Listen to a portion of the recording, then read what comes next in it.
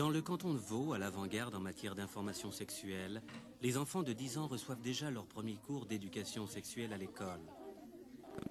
Comme ces élèves de Morges, 9 enfants vaudois sur 10 bénéficient d'un tel enseignement.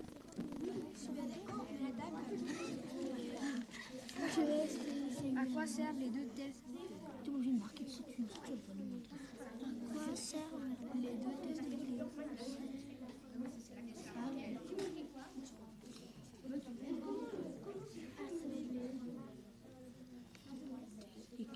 THE. Oui.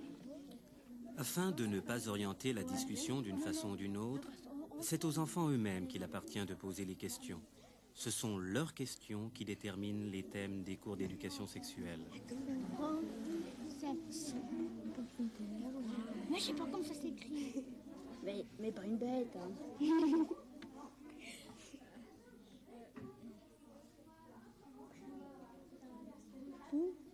Pourquoi le matin, on a... Non, oui. Je sais quoi. Mais c'est pas ce que ça veut dire, non? C'est non bête. T'es bête. Eh oui, voilà. Putain. Chacun sa question. Bon alors, t'as dit ça quelque Toi, chose? t'as pas posé une question. Non mais je sais pas encore répondre. Mais n'importe quoi. Non, pas n'importe quoi. Faut pas n'importe quoi, t'en as. Tu sais toi? Question. Oui mais il faut qu'on m'écrit. À quoi ça sert Le machin, là. Mais le bruyant, mais ça sert à rien. Oh, ça sert à rien. Ça sert à quelque chose. À l'air. Non, on peut, ça c'est dans le ventre. Mais c'est pas du Mais sexe. ça sert à quelque chose, non? Mais c'est pas du sexe, ça sert à rien.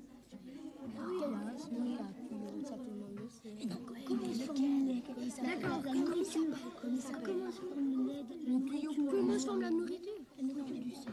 La mère.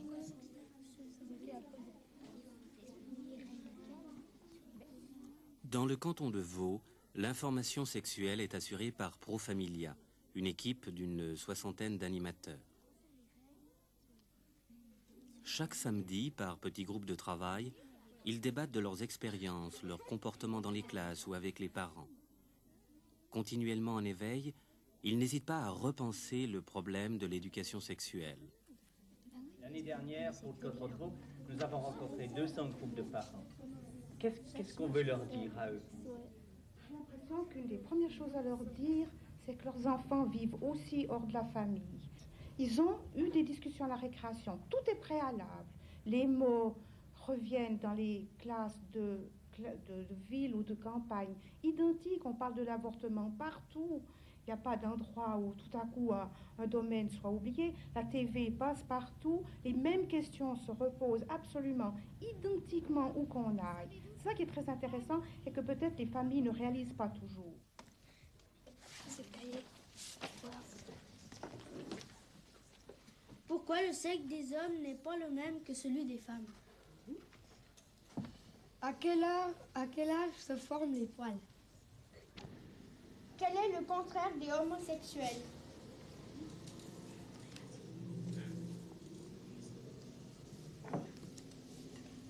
Est-ce que le sexe est très important dans la vie d'un humain? Non.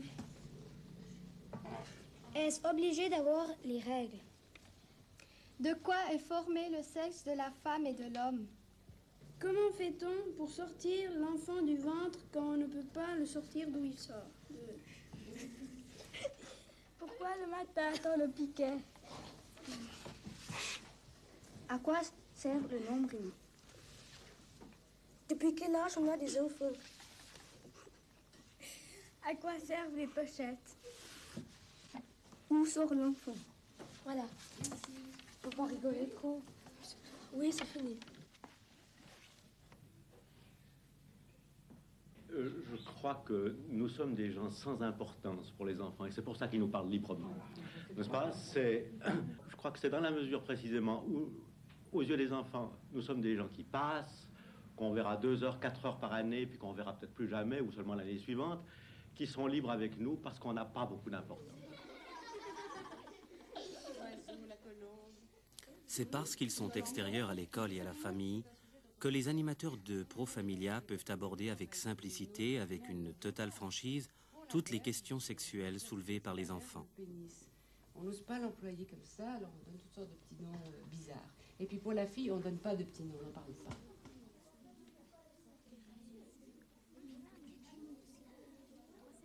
Et puis, les spermatozoïdes qui sont là vont filer. Ils vont passer par la prostate pour prendre un taxi, c'est-à-dire du liquide, parce qu'autrement ils ne pourraient pas partir. Ils prennent du liquide et ils sortent. Puis au moment où ils sortent, les garçons éprouvent un sentiment très agréable, un peu comme l'éternuement. On est sous tension, on a envie d'éternuer, puis pouf, ça part tout à coup. Bon, il paraît que ça se compare, je ne suis pas un garçon, mais évidemment en plus intense. C'est un moment très agréable de détente. Mais tout ça, il n'en sait rien puisqu'il dort. Et quand il se réveille, il verra qu'il a fait une tache sur son pyjama ou sur ses draps de lit, un peu comme du blanc d'œuf, blanc-jaune. Alors, si il sait ce qui lui arrive, il sera tout content et très fier. Il se dira, je suis un homme, je deviens un homme. Et c'est tout à fait naturel. S'il n'est pas averti, bon, il peut être très inquiet. Il peut se demander s'il est malade, ou il peut se dire qu'il fait pipi au lit, que c'est pas brillant à son âge. Vous voyez, donc il faut le savoir, c'est un très bon signe que tout fonctionne normalement et qu'il devient un homme. Et puis peu à peu, il va se réveiller plus tôt ou se souvenir de son rêve, il va prendre conscience de ce qui s'est passé, et il trouvera ça très agréable et il essayera de le provoquer lui-même. C'est-à-dire par son imagination, de se remettre dans les mêmes conditions, voir quelque chose qui l'excite, ou voir une photo, une image qui l'excite, et puis en même temps caresser ou frictionner sa verge pour arriver à ce que le liquide parte. Quand le liquide part, on parle d'éjaculation. Et puis, il est détendu. C'est une chose qui est très normale, que beaucoup de garçons connaissent à une certaine période. Ils apprennent à connaître le fonctionnement de leur corps. Autrefois, on a dit des horreurs sur la masturbation. On a dit que ça rendait malade, que ça rendait fou. On le croyait. Et puis, c'était épouvantable. Et maintenant, on sait très bien que ça ne fait aucun mal. C'est une façon d'apprendre à connaître son corps, de voir comment il fonctionne avant qu'on puisse vraiment l'utiliser comme un adulte dans une relation avec quelqu'un d'autre. Vous comprenez ?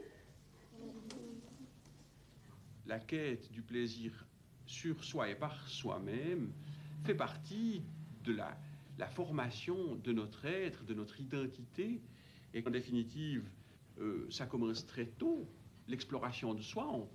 On connaît le fait que les enfants apprennent qu'est-ce que c'est que ton nez, mon nez, qu'est-ce que c'est que ça, le nez, l'oreille, l'œil, etc. Ils apprennent à connaître leur corps.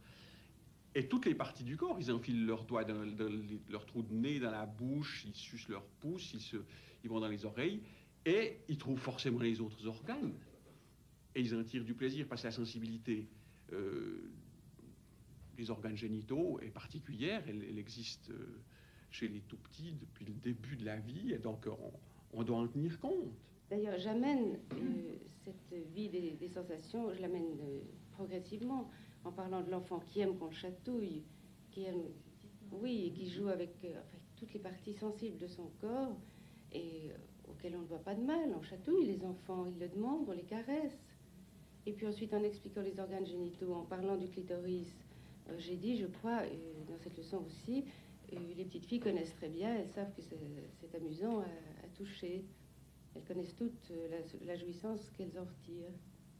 On sent qu'il y a un vécu, on sent qu'on n'amène pas quelque chose qui tombe du ciel. Donc on ne leur donne pas des idées nouvelles. On ne leur donne pas des idées nouvelles. On sent que ça répond à quelque chose. Et quelque chose qu'on cache quand même un peu. Parce qu'ils se regardent, ils se poussent du coude. Pas tellement pour les enfants, je crois qu'il est pour les adultes. Il me semble que la sensibilité des adultes a beaucoup changé depuis quelque temps, aussi au sujet de la masturbation, parce que il semble que maintenant la sexualité n'est plus tellement comme elle était auparavant liée à la procréation.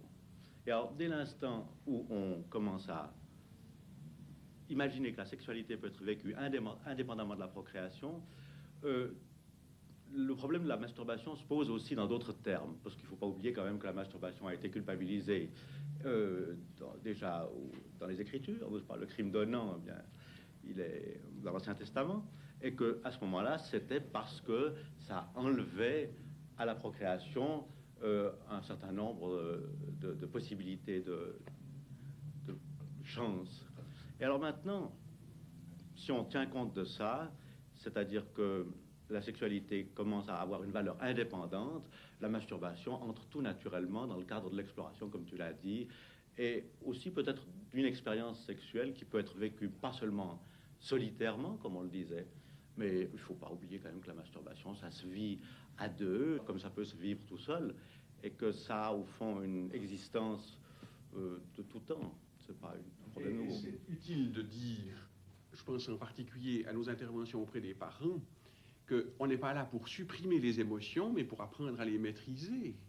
Et que ce n'est pas en éliminant un problème tel que celui-là, par la crainte, etc., en le rejetant, qu'on va leur aider. Alors qu'en en parlant, le fait d'en parler est une sorte de thérapeutique. Ça aide à maîtriser ces émotions au moment où elles deviennent éventuellement trop fortes. Et ça, c'est ce que l'on fait. J'ai l'impression que c'est tout de même utile, en définitive. À 15-16 ans, la sexualité, c'est d'abord la découverte de l'autre. Dans cette école, l'animateur a demandé aux adolescents d'apporter des photos illustrant le thème de la rencontre. Photos magazines qui décrivent les différentes étapes de l'amour, véritable archétype du bonheur à deux.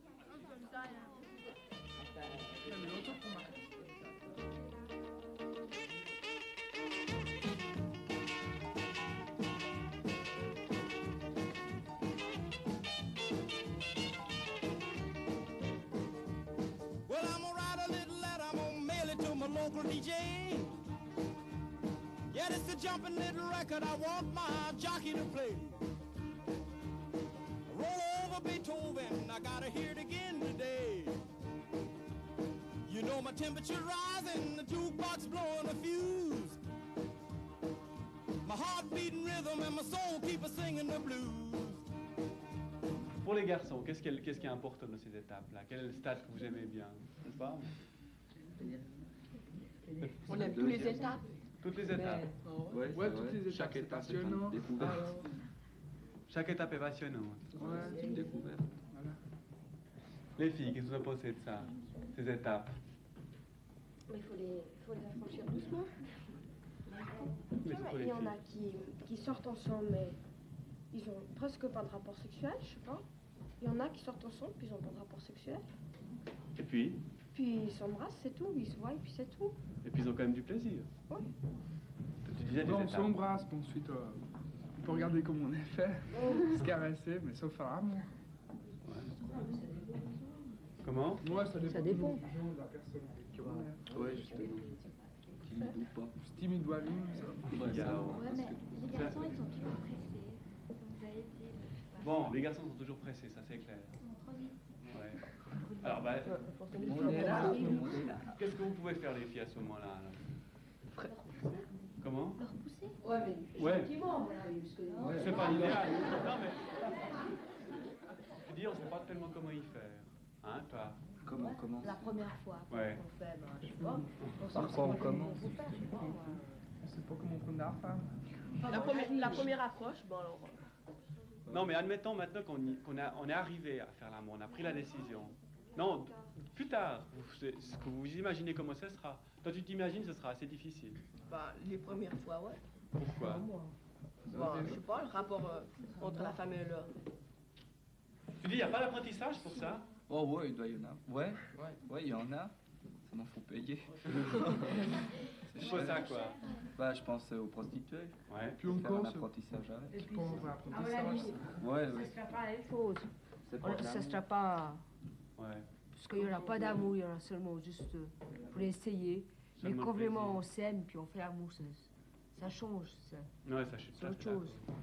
Alors, les filles, quelle est votre crainte? Hein? Les garçons, ils ont l'air un peu empruntés. Et vous? Est-ce que vous pensez que vous avez un rôle à jouer là-dedans ou bien? Qu'est-ce que vous devez faire? C'est-à-dire, le comportement quand on fait l'amour, vous pensez que le garçon il doit être comment, puis la fille comment? Vous avez un rôle à jouer dans ça ou pas? Vous arrivez à vous imaginer cette situation ou bien pas?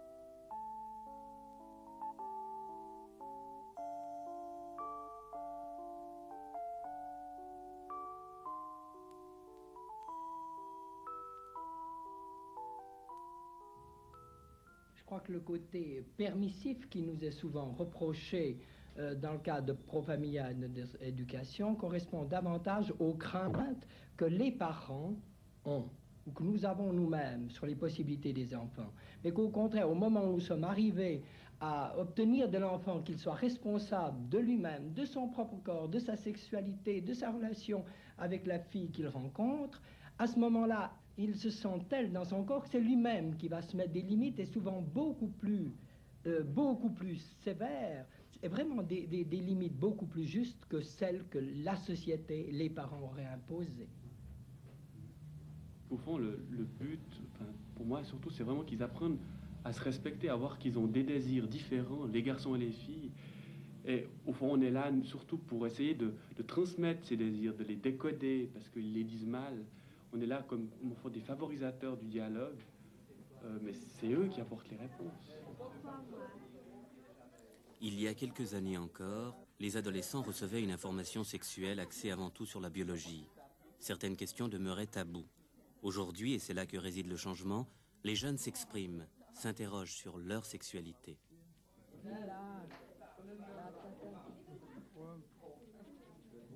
Vraiment faire des détails. Là, attends, passe pas le crayon. C'est comme ça. C'est quoi?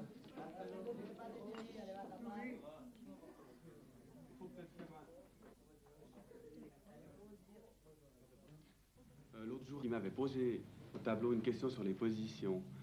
Et puis, je leur ai demandé ce qu'ils savaient là-dessus. Et puis, il y a un garçon qui était assez bien dans sa peau, comme ça, qui a parlé du 69. Puis, il y a des gens, d'autres, qui ont dit, mais qu'est-ce que c'est? Alors, je lui ai demandé d'expliquer. Il l'a très bien expliqué, très facilement. Puis, à ce moment-là, j'ai eu des filles qui ont réagi en disant, comme ça. Je leur ai demandé pourquoi elles réagissaient. Et puis, ce que j'ai trouvé formidable, c'est qu'une fille a dit, ouais, ce qui me dégoûte, c'est comment il en parle du 69. C'est, à la limite, l'acte lui-même, ça me gêne pas trop, mais c'est la manière dont il en parle. Et moi, je trouve que c'est la meilleure récompense qu'on peut apporter à ça. Enfin, moi, j'étais tout à fait satisfait, parce que j'ai insisté là-dessus. J'ai dit, vous voyez, c'est vraiment là le nœud du problème. Une chose en elle-même, elle peut être mal ou très bien, ça dépend du contexte, ça dépend de tout. Je crois que c'est important, ça peut paraître choquant au public qu'on parle de position, du 69, qu'on en donne une explication, mais il faut reconnaître que nos enfants en entendent parler beaucoup plus que nous. Et c'est vrai qu'on est frappé par la crudité du langage, surtout des garçons, et puis les filles réagissent à ça, réagissent au langage, au fond. Mais alors, question de langage, il faut bien dire qu'on est dans une situation, enfin, il me semble que c'est important de le relever, dans une situation difficile, puisque pendant tellement longtemps, on n'a pas parlé de sexualité, il ne s'est donc pas développé un langage. Le seul qu'on ait à disposition, c'est un langage médical, puis tout le monde ne l'a pas. Et le reste de la société, quand on a parlé ces derniers siècles de sexualité, c'était pour en parler sous forme de grivoiserie, langage de corps de garde. N'ayant pas de langage à disposition, comment faire? Nous, on est en train d'essayer, et je pense que c'est important de le faire remarquer, de faire entrer dans la société, non pas par des médecins, mais par des gens comme nous, un langage qui deviendra un langage usuel et qui permettra de paraître moins cru parce qu'utilisé, et les mots se chargeront progressivement de toute une série de notions complémentaires qu'ils n'ont pour ainsi dire pas maintenant. Je pense que la fille, elle doit dire dans quelle position elle se sent le mieux et puis où veut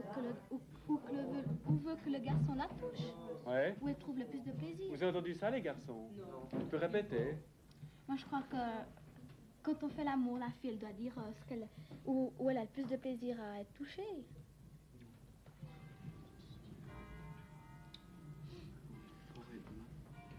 Moi, je pense que derrière cette question, il y en a une autre.